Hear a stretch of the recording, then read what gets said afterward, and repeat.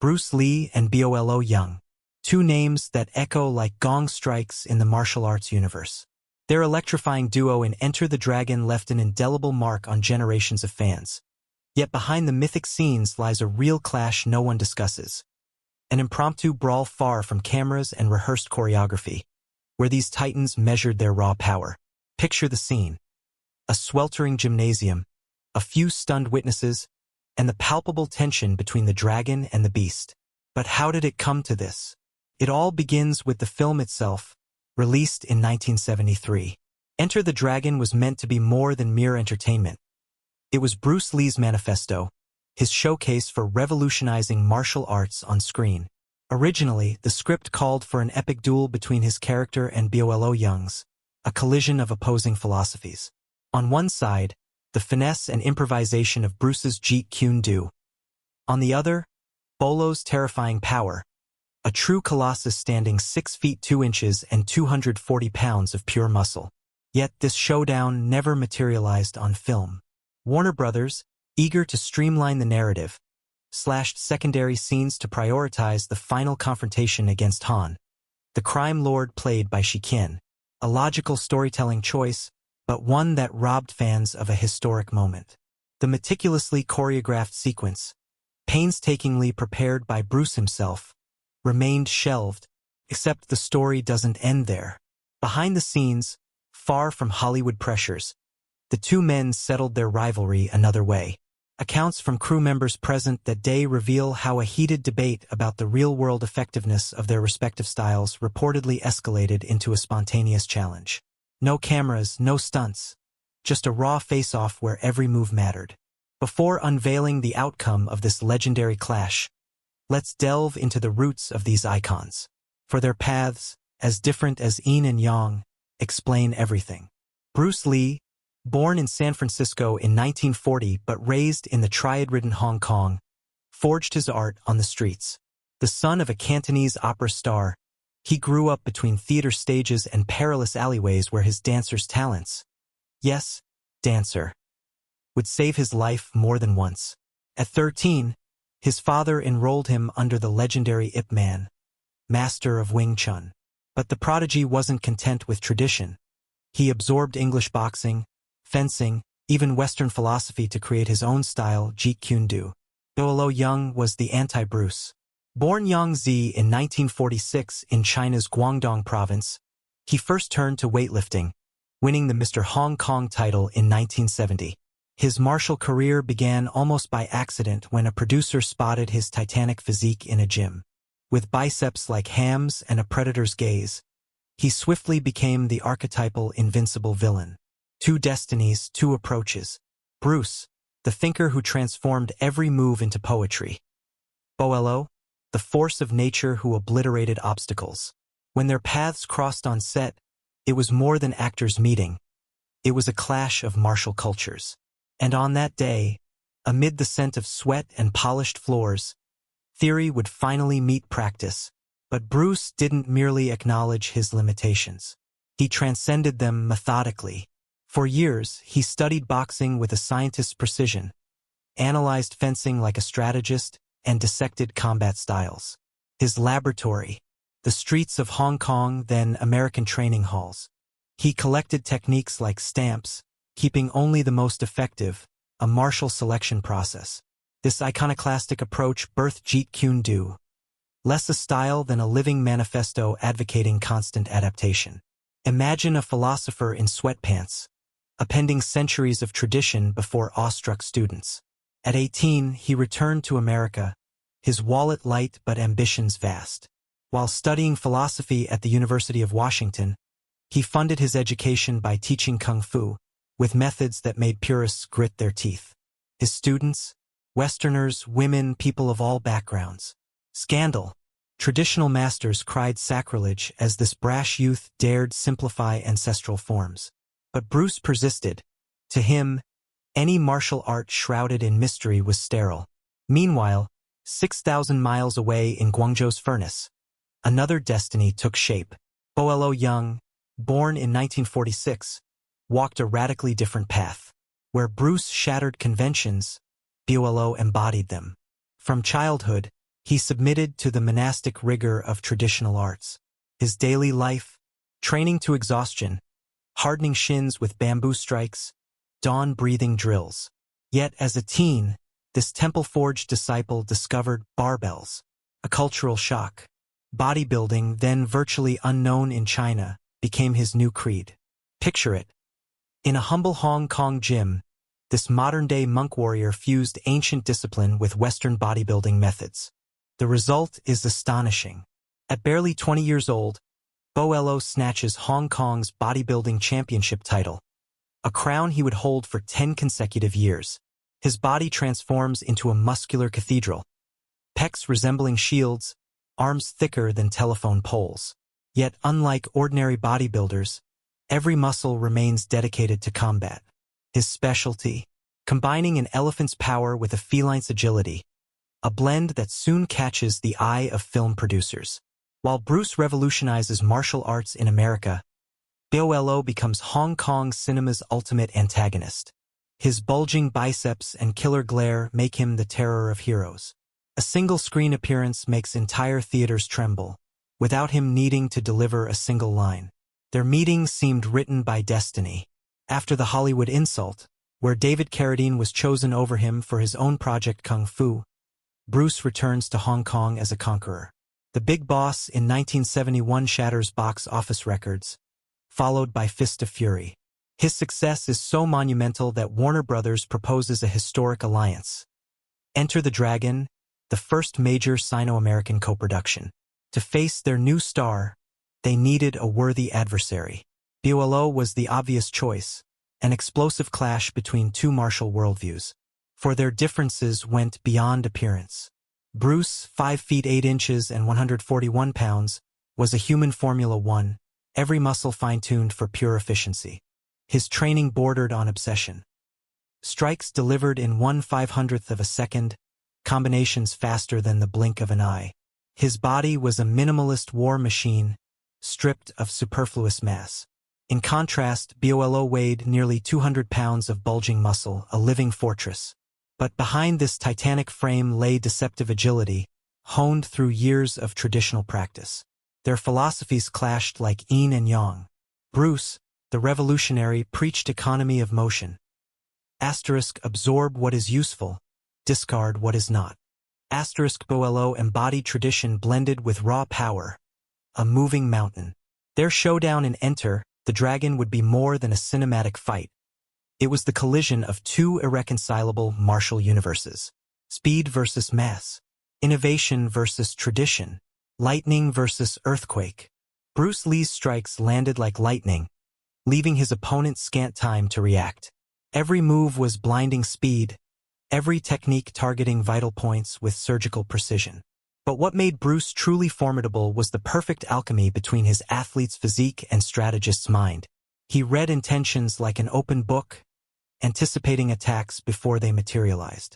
His famed, "be like water" philosophy came alive in the arena. Fluid, elusive, instantly adaptable to any situation. This mindset let him rewrite combat rules in real time, turning every weakness into an opportunity. Facing him, Bolo Yeung epitomized brute force incarnate. At 5 feet 6 inches and 154 pounds of rippling muscle, he resembled a human bulldozer. Years of intensive bodybuilding forged an intimidating physique. Every fiber served his martial art. Steel fists, razor elbows, destructive knees. His technique followed ruthless logic: close the distance, strike hard, crush resistance through sheer power. A method proven in explosive bouts, yet hiding a critical flaw: endurance. Sustaining this protein-fueled mass demanded Herculean effort, a detail that would prove decisive. Their rivalry transcended physical combat. It was the clash of two irreconcilable martial philosophies. On one side, Bruce's intelligent adaptability, rooted in Eastern traditions. On the other, Bolo's brutal domination, reflecting an almost mechanical approach. Their contrasts created mesmerizing dynamics. Finesse versus power, fluidity versus rigidity, improvisation versus brute force. Bruce mastered combat tempo. He danced around his opponent, entering and exiting striking range with disconcerting elegance. Every attack was a trap, every dodge an invitation to counter. He conducted the fight's rhythm like an orchestra, forcing Bolo to react rather than act. This ability to stay one step ahead mentally and physically anchored his strategy. Bolo responded with unrelenting pressure. His tactic? Turn the arena into a vice, crush vital space, pound until defenses cracked. A method that had overwhelmed countless foes but met its limits against Bruce's elusiveness. Their clandestine rehearsal bouts for Enter the Dragon became legend, a duel where mental endurance proved as crucial as physical might. On screen, this chemistry of opposites electrified the film. Bruce Lee embodied more than a hero. He was the moral conscience of the story, a warrior poet blending ancestral discipline with modern ideals. His character Lee, infiltrating Han's criminal tournament on a mysterious island, carried the film's philosophical depth. Every fight became a life lesson, every movement an expression of his martial creed. Bolo, on the other hand, embodied a tangible threat. His on-screen presence was a physical shockwave, a reminder that behind crime Lord Han's schemes lay primitive violence. Their on-screen antagonism, fueled by their real-life differences, birthed fight sequences that revolutionized martial arts cinema. When their opposing styles clashed on film, it brought to life the entire duel between technical refinement and animal power. It fell to him to uncover the truth and bring the guilty to justice. But Bruce Lee's role in Enter the Dragon far surpassed that of a mere vigilante. Through his character, the entire philosophy of martial arts came alive. His journey embodied Bruce's own deepest convictions. A constant quest for improvement, respect even for his adversaries, and a keen sense of fairness. Every fight, every line, every eloquent silence was infused with his vision. He wasn't playing a role, he was transmitting his essence. Consider the fight scenes, those masterpieces of choreography. Bruce deployed calculated grace there, blending his legendary speed with surgical precision. The duel in the Hall of Mirrors, in particular, became legendary. Picture it. Hundreds of shattered reflections, a labyrinth where the enemy multiplied. This scene wasn't just spectacle, it was a metaphor for inner combat, for self-transcendence. Technique met poetry, a tribute to Bruce's genius as both martial artist and filmmaker. Facing him, Bolo Yeung, simply Bolo, offered a striking contrast. As the right-hand man of the cruel Han, he embodied brute force, a palpable menace. With his hulking physique and icy glare, he represented everything Bruce rejected: soulless brutality, honorless violence. Yet despite limited screen time, Bolo left an indelible mark. Every appearance oozed danger, electrifying the narrative. His fights, with their rare physical intensity, were adrenaline peaks. Did you know a scene cut during editing would have deepened their clash? Bruce and Bolo were to face off in a much longer duel, a collision of philosophies where each strike symbolized their opposition. Though it didn't make the final cut, this rivalry existed off-camera. During training, the two men challenged each other subtly, pushing their limits. Bruce, the perfectionist, refined every move. Bolo, imposing, tested his own capabilities. A silent but real competition that fueled their on-screen chemistry. This energy didn't escape the film's other talents. Jim Kelly, a karate champion before becoming an actor, watched these bouts with an expert eye. As Williams, the charismatic rebel, he understood the dynamic between the two men, a respectful yet intense rivalry. The set sometimes became an impromptu arena where each demonstrated their craft between takes. Even Bob Wall, the black belt villain, attested. When Bruce and Bolo worked together, the air became electric. You felt every move was both spectacle and challenge. The filming of Enter the Dragon was more than a movie production. It was a unique gathering of living legends, a crucible where talent and egos, discipline and passion melded. Bruce, with his electric charisma, drew all eyes, but Bolo, as the perfect counterpoint, gave the film its weight and stakes. Their final duel, though truncated, remains an iconic moment where virtuosity triumphs over brute force. Behind these icons, a constellation of martial artists contributed to this alchemy. Each, in their own way, elevated the film. Kelly with his relaxed yet lethal style, Wall with his technical rigor. All sensed they were making history, not just for action cinema, but for how martial arts were portrayed on screen. A work where every punch, every cry, every silence carried the soul of those who performed them. Tension mounted palpably, turning each filming day into an artistic and physical challenge. Bruce, tireless, polished every detail. Bolo, an impassive giant, waited his turn. Between them, an alchemy of mutual respect and healthy rivalry. Their exchanges, sometimes silent, spoke louder than dialogue. A universal language of passion and devotion to their craft. The fundamental differences between Bruce Lee and Bolo Yeung transcended mere physicality. Their martial philosophies formed a striking contrast. Bruce, architect of Jeet Kune Do, favored a scientific approach to combat, lightning speed, millimeter precision, and economy of motion. Each gesture resembled an equation solved in real time, where fluidity prevailed over brute strength. Conversely, Bolo embodied earthy power, his bulging muscles promising destructive force capable of pulverizing defenses. This dichotomy became palpable during rehearsals, where their shadows traced two radically different body languages. During breaks, the set transformed into a living martial arts laboratory. Sammo Hung and a young Jackie Chan, then just a stuntman, gathered around Bruce like attentive disciples. When he demonstrated his famous one-inch punch or spinning kicks, it wasn't the spectacle that captivated them, but the perfect mechanics concealed within each movement. Bruce explained how adjusting a wrist angle by a few degrees could multiply impact force, or why a 10-centimeter lateral shift made a dodge irresistible. These impromptu lessons revealed the essence of his philosophy: combat as applied science. Bolo offered demonstrations of a different nature. One day, he challenged several stuntmen to hold his arms outstretched, then slowly bent his elbows against their combined resistance, a feat of pure strength that left the group speechless with admiration.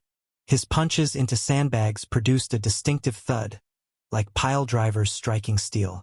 Yet despite this aura of invincible power, keen observers noticed a crucial distinction. Where Bruce danced with space, Bolo sought to dominate it through brute force. Tension escalated when Warner Brothers decided to reduce Bolo's role late in production. On set, forced smiles and overly long silences betrayed the growing discomfort. For Bolo, this was more than a bruised ego. It was the public denial of his martial worth. When news spread that their choreographed showdown would be cut during editing, the insult became intolerable. This studio decision triggered the inevitable. Bolo issued Bruce a formal challenge, a real fight away from cameras and scripts. The training area became an impromptu arena. Bruce, clad only in training pants, immediately assumed his signature stance. Weight balanced on the balls of his feet, hands low like a crouching feline. Bolo, shirtless to reveal Greek statue musculature, hammered the air with forearm strikes capable of splintering pine boards. No gong sounded, their locked gazes were the only starting signal needed. The opening seconds set the combat's tone. Bruce circled Bolo with disorienting agility, his whipping kicks snapping like storm-lashed flags. Each attack systematically targeted weak points: inner thighs, solar plexus, forearms. Bolo absorbed them like bedrock, attempting to catch his opponent's elusive limbs. When he finally closed the distance, his uppercut literally lifted Bruce several centimeters, but too slowly. Bruce's open hand had already deflected the attacking arm, while his other fist struck Bolo's liver with clinical precision. The confrontation gradually became a war of attrition. Bolo's hypertrophied muscles, initially an asset, became his Achilles heel.